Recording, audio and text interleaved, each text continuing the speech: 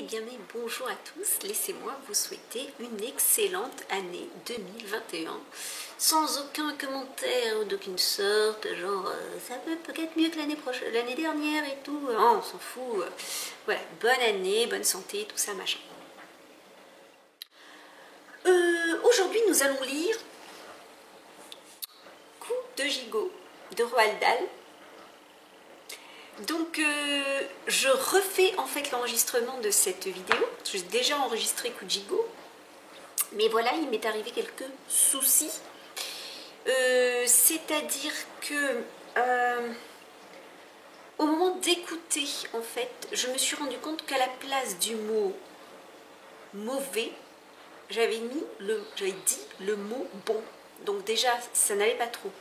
Bon, je me suis dit, c'est pas grave, je vais marquer un erratum sur le... Hein, je vais faire un petit titre et puis voilà, ça va passer. Je continue à écouter, tout ça, machin, très bien.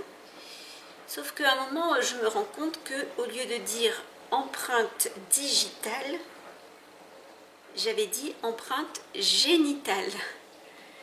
Donc voilà. Alors c'était très marrant, hein, mais ça je pouvais pas le corriger. En plus c'était marrant, donc ça n'allait pas. Donc je refais la vidéo. Alors c'est très dommage, hein, parce que j'avais plein de blagues rigolotes, donc voilà, j'avais allumé la bougie, j'avais dit, si vous voyez pendant l'enregistrement que mes cheveux se mettent à flamber, prévenez-moi. Alors c'était rigolo parce que vous ne pouvez pas me prévenir en fait, hein, c'était marrant.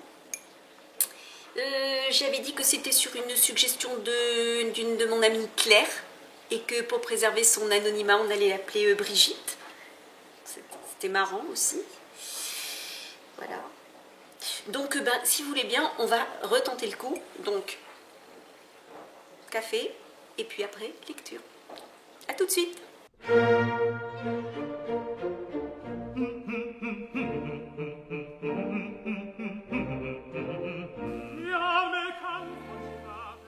Dans ses rideaux tirés, la chambre était chaude et propre. Les deux lampes éclairaient deux fauteuils qui se faisaient face et dont l'un était vide. Sur le buffet, il y avait deux grands verres, du whisky, de l'eau gazeuse et un seau plein de cubes de glace. Marie Maloney attendait le retour de son mari. Elle regardait souvent la pendule, mais elle le faisait sans anxiété, uniquement pour le plaisir de voir approcher la minute de son arrivée. Son visage souriait. Chacun de ses gestes paraissait plein de sérénité. Penchée sur son ouvrage, elle était d'un calme étonnant. Son teint, car c'était le 6e mois de sa grossesse, était devenu merveilleusement transparent. Les lèvres étaient douces, et les yeux, au regard placide, semblaient plus grands et plus sombres que jamais. À 5h moins 5, elle se mit à écouter plus attentivement et au bout de quelques instants, exactement comme tous les jours, elle entendit le bruit des roues sur le gravier. La porte de la voiture claqua, les pas résonnèrent sous la fenêtre, la clé tourna dans la serrure. Elle posa son ouvrage, se leva et alla au-devant de lui pour l'embrasser. « Bonjour, chérie, dit-elle. »« Bonjour, répondit-il. » Elle lui prit son pardessus et le rangea. Puis elle passa dans la chambre et prépara les whisky, un fort pour lui, un faible pour elle-même. De retour dans son fauteuil, elle se remit à coudre, tandis que lui, dans l'autre fauteuil, tenait son verre à deux mains, le secouant en faisant teinter les petits cubes de glace contre la paroi. Pour elle, c'était toujours un moment heureux de la journée. Elle savait qu'il n'aimait pas beaucoup parler avant d'avoir fini son premier verre. Elle-même se contentait de rester tranquille, se réjouissant de sa compagnie après les longues heures de solitude. La présence de cet homme était pour elle comme un bain de soleil. Elle aimait par-dessus tout sa mâle chaleur, sa façon nonchalante de se tenir sur sa chaise, sa façon de pousser une porte, de traverser une pièce à grands pas. Elle aimait sentir se poser sur elle son regard grave et lointain. Elle aimait la courbe amusante de sa bouche et surtout cette façon de ne pas se plaindre de sa fatigue, de demeurer silencieux, le verre à la main. « Fatiguée, chérie ?»« Oui, dit-il, je suis fatiguée. » Puis il fit une chose inhabituelle. Il leva son verre à moitié plein et avala tout le contenu. Elle ne l'épiait pas réellement, mais le bruit des cubes de glace retombant au fond du verre vide retint son attention. Au bout de quelques secondes, il se leva pour aller se verser un autre whisky. « Ne bouge pas, j'y vais » s'écria-t-elle en sautant sur ses pieds. « Rassieds-toi, dit-il. » Lorsqu'il revint, elle remarqua que son second whisky était couleur d'ambre foncé. « Chérie, veux-tu que j'aille chercher tes pantoufles ?»« Non. » Il se mit à siroter son whisky. Le liquide était si fortement alcoolisé qu'elle put y voir monter les petites bulles huileuses. « C'est tout de même scandaleux, dit-elle, qu'un policier de ton rang soit obligé de rester debout toute la journée. » Comme il ne répondait pas, elle baissa la tête et se remit à coudre. Mais chaque fois qu'il buvait une gorgée, elle entendait le tintement des cubes de glace contre la paroi du verre. « Chérie, dit-elle, veux-tu un peu de fromage? Je n'ai pas préparé de dîner puisque c'est jeudi. »« Non, dit-il. »« Si tu es trop fatiguée pour dîner dehors, reprit-elle, il n'est pas trop tard. Il y a de la viande dans le réfrigérateur. Tu pourrais même manger ici même, sans quitter ton fauteuil. » Ses yeux attendirent une réponse, un sourire, un petit signe quelconque, mais il demeura inflexible. « De toute façon, dit-elle, je vais commencer par t'apporter du fromage et des gâteaux secs. Je n'y tiens pas, dit-il. Elle s'agita dans son fauteuil, ses grands yeux toujours posés sur lui. « Mais tu dois dîner. Je peux tout préparer ici. Je serai très contente de le faire. Nous pourrions manger du rôti d'agneau ou du porc, ce que tu voudras. Tout est dans le réfrigérateur. »« N'y pense plus, dit-il. »« Mais chérie, il faut que tu manges. Je vais préparer le dîner et puis tu mangeras ou tu ne mangeras pas. Ce sera comme tu voudras. » Elle se leva et posa son ouvrage sur la table près de la lampe. « Assieds-toi, dit-il. J'en ai pour 1 minute. Assieds-toi. » C'est alors seulement qu'elle commença à s'inquiéter. « Assieds-toi, répéta-t-il. Elle se laissa retomber lentement dans son fauteuil, ses grands yeux étonnés toujours fixés sur lui. Il avait fini son second whisky et regardait le fond de son verre vide en fronçant les sourcils. « Écoute, dit-il, j'ai quelque chose à te dire. »« Quoi donc, chérie? Qu'y a-t-il » À présent, il se tenait absolument immobile, la tête penchée en avant. La lampe éclairait la partie supérieure de son visage, laissant la bouche et le menton dans l'ombre. Elle remarqua le frémissement d'un petit muscle, près du coin de son œil gauche. « Je crains que cela te fasse un petit choc, dit-il, mais j'ai longuement réfléchi pour conclure que la seule chose à faire, c'était de te dire la vérité. J'espère que tu ne me blâmeras pas trop. » Et il lui dit ce qu'il avait à lui dire. Ce ne fut pas long, 4 ou 5 minutes au plus. Pendant son récit, elle demeura assise. Saisie d'une sourde horreur, elle le vit s'éloigner un peu plus à chaque mot qu'il prononçait. « Voilà, c'est ainsi, conclut-il. Et je sais que je te fais passer un mauvais moment, mais il n'y avait pas d'autre solution. Naturellement, je te donnerai de l'argent et je ferai le nécessaire pour que tu ne manques de rien. Inutile de faire des histoires. J'espère qu'il n'y en aura pas. Ça ne faciliterait pas ma tâche. » Sa première réaction était de ne pas y croire. Tout cela ne pouvait être vrai. Il n'avait rien dit de tout cela. C'est elle qui avait du tout imaginé. Peut-être, en refusant d'y croire, en faisant semblant de n'avoir rien entendu, se réveillerait-elle de ce cauchemar et tout rentrerait dans l'ordre. Elle eut la force de dire « Je vais préparer le dîner. » Et cette fois, il ne la retint pas. En traversant la pièce, elle eut l'impression que ses pieds ne touchaient pas le sol. Elle ne ressentit rien, rien excepté une légère nausée. Tout était devenu automatique. Les marches qui la conduisaient à la cave, l'électricité, le réfrigérateur, sa main qui y plongea pour attraper l'objet le plus proche. Elle le sortit, le regarda. Il était enveloppé. Elle retira le papier. C'était un gigot d'agneau. Bien. Il y aurait du gigot pour dîner. Tenant à 2 mains le bout de l'os, elle remonta les marches. Et lorsqu'elle traversa la salle de séjour, elle aperçut son mari de dos, debout devant la fenêtre. Elle s'arrêta. « Pour l'amour de Dieu, dit-il sans se retourner, ne prépare rien pour moi. Je sors. » Alors, Marie Maloney fit simplement quelques pas vers lui et, sans attendre, elle leva le gros gigot aussi haut qu'elle put au-dessus du crâne de son mari, puis cogna de toutes ses forces. Elle aurait pu aussi bien l'assommer d'un coup de massue. Elle recula. Il demeura miraculeusement debout pendant quelques secondes, en titubant un peu. Puis il s'écroula sur le tapis. Dans sa chute, qui fut violente, il entraîna un guéridon. Le tintamarre aida Marie Malonnet à sortir de son état de demi-inconscience, à reprendre contact avec la réalité. Étonnée et frissonnante, serrant toujours de ses deux mains son ridicule gigot, elle contempla le corps. « Ça y est, se dit-elle, je l'ai tué. » Son esprit était devenu soudain extraordinairement clair. Épouse de détective, elle savait très bien quelle peine elle risquait. Cela ne l'inquiétait nullement. Cela serait plutôt un soulagement. Mais l'enfant qu'elle attendait, que faisait la loi d'une meurtrière enceinte? Tuait-on les deux, la mère et l'enfant? Ou bien attendait-on la naissance? Comment procédait-on? Marie Malonnet n'en savait rien. Elle était loin de s'en faire une idée. Elle alla dans la cuisine, alluma le four et mit le gigot à rôtir. Puis elle se lava les mains et monta dans sa chambre en courant.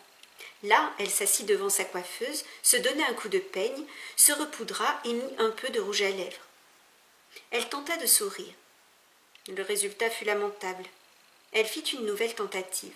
« Bonjour, Sam, dit-elle joyeusement à haute voix. La voix, comme le sourire, lui parut dépourvue de naturel. « Pourriez-vous me donner quelques pommes de terre et puis une boîte de petits pois ?» Cela allait mieux, pour le sourire et pour la voix. Elle répéta plusieurs fois son petit texte, puis elle descendit, prit son manteau, sortit par la petite porte, traversa le jardin pour se trouver dans la rue. Il n'était pas tout à fait 6 heures et l'épicerie était encore éclairée. « Bonsoir, Sam, dit-elle joyeusement à l'homme qui se trouvait derrière le comptoir. « Bonsoir, madame Malonnet, comment allez-vous? Pourriez-vous me donner quelques pommes de terre et puis une boîte de petits pois ?» L'homme lui tourna le dos pour descendre du rayon la boîte de petits pois. « Patrick a décidé de ne pas sortir ce soir. Il est trop fatigué, dit-elle. D'habitude, nous sortons le jeudi soir, vous savez bien. Et je m'aperçois que je n'ai pas de légumes à la maison. Et de la viande, madame Malonnet. Vous n'en prenez pas? Non, merci, j'en ai. J'ai un beau gigot congelé. Ah! Au fond, je n'aime pas tellement faire cuire de la viande congelée, Sam. Mais cette fois-ci, je vais essayer. Qu'en pensez-vous? Personnellement, dit le commerçant, je ne crois pas qu'il y ait une différence. Voulez-vous de ces pommes de terre de l'Idaho? Oh oui, ça ira très bien. Et avec ça, demanda l'épicier en souriant. Comme dessert? Qu'allez-vous lui donner comme dessert? Eh bien, que me conseillez-vous, Sam? L'épicier passa en revue ses rayons. Ce beau gâteau au fromage, par exemple? Je crois savoir qu'il aime ça. Parfait, dit-elle. Il adore le gâteau au fromage. Puis, après avoir payé, elle dit avec un sourire radieux. Merci, Sam. Bonsoir. Bonsoir, madame Malonnet, et merci. Dans la rue, elle pressa le pas. Elle se dit qu'elle allait retrouver son mari, qui l'attendait à la maison. Elle se dit encore qu'il fallait bien réussir le dîner, parce que le pauvre homme était fatigué. Alors, si, en rentrant, elle allait trouver quelque chose d'insolite, de tragique ou d'épouvantable, elle serait tout naturellement bouleversée. Elle deviendrait folle de chagrin et de terreur. Elle rentrait chez elle, simplement, comme n'importe quel autre jour, après avoir fait ses provisions. C'est madame Malonnet qui vient d'acheter des légumes et qui rentre à la maison jeudi soir. Elle rentre chez elle où l'attend son mari. Elle va préparer un bon repas. C'est la seule chose à faire, se dit-elle. Me conduire avec naturel et simplicité. Être naturel. Comme ça, pas besoin de jouer la comédie. C'est donc en fredonnant un petit air joyeux qu'elle entra dans sa cuisine par la petite porte. « Patrick !» cria-t-elle. « J'arrive !» Elle posa son paquet sur la table et passa dans la salle de séjour. Et lorsqu'elle le vit, étendu par terre, les jambes en bataille, un bras replié, ce fut réellement un choc assez violent. Elle sentit rejaillir en elle tout un torrent d'amour perdu, de tendresse ancienne. Elle courut vers le corps, tomba à genoux et se mit à pleurer à chaudes larmes. C'était facile, pas nécessaire de jouer la comédie. Au bout de quelques minutes, elle se leva et alla au téléphone. Elle savait par cœur le numéro du poste de police. Et lorsqu'elle entendit une voix au bout du fil, elle dit en pleurant « Venez vite, Patrick est mort. » Qui est à l'appareil? C'est madame Malonnet, la femme de Patrick Malonnet. Vous voulez dire que Patrick est mort? Je le pense, sanglota-t-elle. Il est étendu par terre et je crois qu'il est mort. On arrive, dit la voix. Le car arriva en effet très vite, et lorsqu'elle ouvrit la grande porte, elle tomba tout droit dans les bras de Jack Noonan, en pleurant avec hystérie. Il l'aida gentiment à s'asseoir sur sa chaise, puis il alla rejoindre son collègue qui venait de s'agenouiller près du corps. Il est mort, sanglota Marie. Je le crains. Que s'est-il passé? Elle raconta brièvement qu'elle était descendue chez l'épicier et qu'elle avait trouvé Patrick étendu par terre en rentrant. En écoutant son récit coupé de sanglots, Noonan découvrit une paillette de sang gelé sur les cheveux du mort. Il la montra aussitôt à O'Malley, qui se leva et courut au téléphone. Peu après, d'autres hommes envahirent la maison, un médecin, puis 2 détectives. Marie en connaissait un de nom. Le photographe de la police arriva et prit des clichés. Ensuite, ce fut le tour de l'expert, chargé de prendre les empreintes digitales.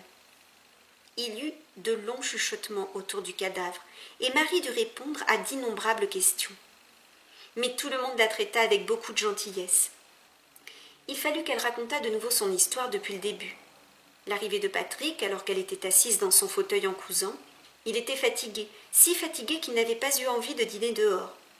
Elle raconta comment elle avait mis le gigot au four, il y est toujours, et comment elle était descendue chez l'épicier, et comment, en rentrant, elle avait trouvé son époux gisant sur le tapis.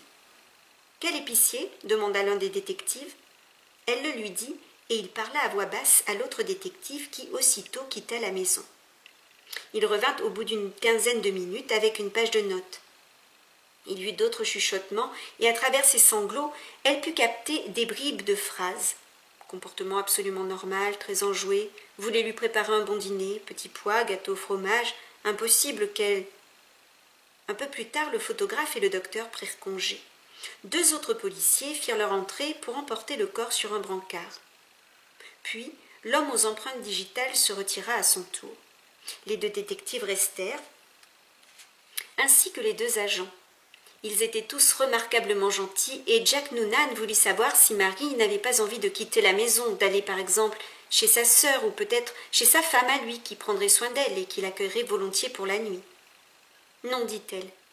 Elle lui expliqua qu'elle ne se sentait pas la force de bouger, qu'elle aimerait mieux rester où elle était pour l'instant, qu'elle ne se sentait pas bien du tout. Jack Noonan lui demanda alors si elle ne voulait pas se mettre au lit. Non, répondit-elle encore. Elle préférait rester dans son fauteuil. Un peu plus tard peut-être, quand elle se sentirait mieux, elle prendrait une décision. Ainsi, ils l'abandonnèrent dans son fauteuil pour aller fouiller la maison. Mais de temps à autre, un des détectives revenait pour lui poser une question. Jack Noonan revint à son tour et lui parla doucement. Son mari, lui dit-il, avait été tué d'un coup violent sur le crâne, administré à l'aide d'un instrument lourd et contondant, probablement en métal. Ils étaient actuellement à la recherche de cet objet. L'assassin avait pu l'emporter avec lui, mais il avait pu aussi bien s'en débarrasser sur les lieux. « C'est une vieille histoire, dit-il. Trouvez l'arme et vous tenez le bonhomme. » Plus tard, l'un des détectives remonta de la cave et vint s'asseoir près d'elle. Il lui demanda si, à sa connaissance, il existait dans la maison un objet ayant pu servir d'arme. Et si cela ne l'ennuyait pas d'aller voir s'il ne manquait rien, une grosse clé anglaise par exemple, ou un vase de métal. Elle lui dit qu'elle n'avait jamais eu de vase de métal. Et une clé anglaise? Elle ne pensait pas en avoir, à moins qu'il y en eût une au garage. Les recherches reprirent. Elle savait que d'autres policiers se trouvaient au jardin, tout autour de la maison. Elle entendait le gravier grincer sous leurs pas, et de temps à autre, elle entrevoyait la lueur de leurs torches par une fente du rideau. Il était tard, près de 9 heures. Après tant de vaines recherches, les 4 policiers parurent un peu exaspérés. « Jack, dit-elle, lorsqu'elle vit entrer le sergent Noonan, auriez-vous la gentillesse de me donner à boire ?»« Mais certainement. C'est du whisky que vous voudriez ?»« Oui, s'il vous plaît. Mais très peu, rien qu'un doigt. Je me sentirai peut-être mieux après. » Il lui tendit le verre. « Pourquoi n'en prenez-vous pas vous-même » dit-elle. « Vous devez être terriblement fatigué. »« C'est que, fit-il, ce ne serait pas strictement régulier, mais j'en prendrai bien une goutte pour rester en forme. » Un autre homme entra. Après quelques encouragements, ils étaient tous là, debout, tenant gauchement leur verre à la main. Intimidé par la présence de la veuve, il s'efforçait de prononcer des mots réconfortants. Puis le sergent Noonan alla faire un tour à la cuisine.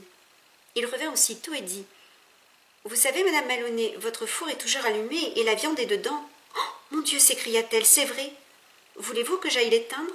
Vous seriez très gentil, Jack. Merci 1000 fois. » Lorsque le sergent Noonan revint pour la seconde fois, elle leva sur lui ses grands yeux sombres et mouillés. « Jack Noonan, dit-elle. »« Oui. » Voulez-vous me rendre un petit service, vous et vos collègues? Certainement, Madame Maloney. Eh bien, dit-elle, vous êtes tous des amis de mon pauvre Patrick, et vous êtes ici pour m'aider à trouver son assassin. Vous devez avoir faim après tant d'heures supplémentaires, et je sais que mon pauvre Patrick ne me pardonnerait jamais de vous recevoir ici sans rien vous offrir. Pourquoi ne mangeriez-vous pas le gigot qui est au four? Il doit être cuit à point. Impossible d'accepter, bredouilla Jack Noonan. S'il vous plaît, supplia-t-elle, faites-le pour moi. Moi-même, pas question que je touche à quoi que ce soit. Tout me fait trop penser à lui. Mais vous, c'est différent. Vous m'aurez rendu un immense service. Et ensuite, vous pourrez vous remettre au travail. Les 4 policiers eurent un long moment d'hésitation, mais comme ils mouraient tous de faim, ils finirent par se laisser convaincre. Ils se rendirent à la cuisine pour attaquer le gigot. La jeune femme demeura à sa place, ce qui lui permit de les écouter par la porte entr'ouverte. Elle put ainsi les entendre parler, la bouche pleine, de leurs grosses voix pâteuses.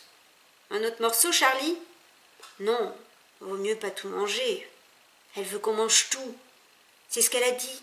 Ça lui rend service. »« Bon, si ça lui rend service, passe-moi encore un petit bout. »« Qu'est-ce qui a bien pu avoir comme gourdin le type qui a bousillé le pauvre Patrick ?» dit l'un d'eux.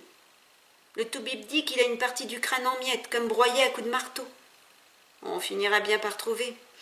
C'est ce que je pense aussi. Qui que ce soit, il n'a pas pu aller loin avec son truc. Un truc comme ça, on le trimballe jamais plus longtemps qu'il ne le faut. L'un d'eux éructa. À mon avis, la chose doit se trouver ici, sur les lieux mêmes. Probablement. Nous devons l'avoir sous le nez. Tu ne crois pas, Jack? Dans la pièce voisine, Marie Maloney se mit à ricaner. Et ma foi, on ricanerait bien avec elle, hein, parce que c'est vrai que c'est marrant, ces policiers en train de manger l'arme du crime, là. Hein? C'est rigolo. C'est excellent, en fait. C'est hyper bien écrit. Comment dire, ça alterne le... Il y a beaucoup de discours indirects libres, là, quand on fait penser le personnage, mais sans dire machin pense ça que, truc pense ça que machin, quoi. Et c'est tout lié avec du discours indirect aussi, et direct, puisqu'elle prend la parole. Enfin bref, c'est vraiment super bien gaulé. J'aimerais bien le lire en anglais, en fait. Ça doit être vraiment super. Disons-nous ça. Disons-nous qu'un jour, je vous le lis en anglais. Ça serait trop bien, hein? Ou pas? Donc, ben voilà, coup de gigot. Bon, je vous conseille à fond. Il y a d'autres nouvelles derrière qui sont excellentes aussi. Le livre à la bibliothèque, donc je vais les photocopier d'une façon absolument clandestine. Ou alors je m'achèterai carrément le truc. Parce que c'est vraiment très très bien. Donc je vous conseille aussi si vous avez des ados un peu réticents à la lecture. C'est vite lu. Vous pouvez même leur lire en fait. Ou alors ils peuvent l'écouter raconté par moi, c'est bien aussi. Bon allez, j'arrête de dire des bêtises, je coupe et je vous dis à bientôt pour une nouvelle lecture.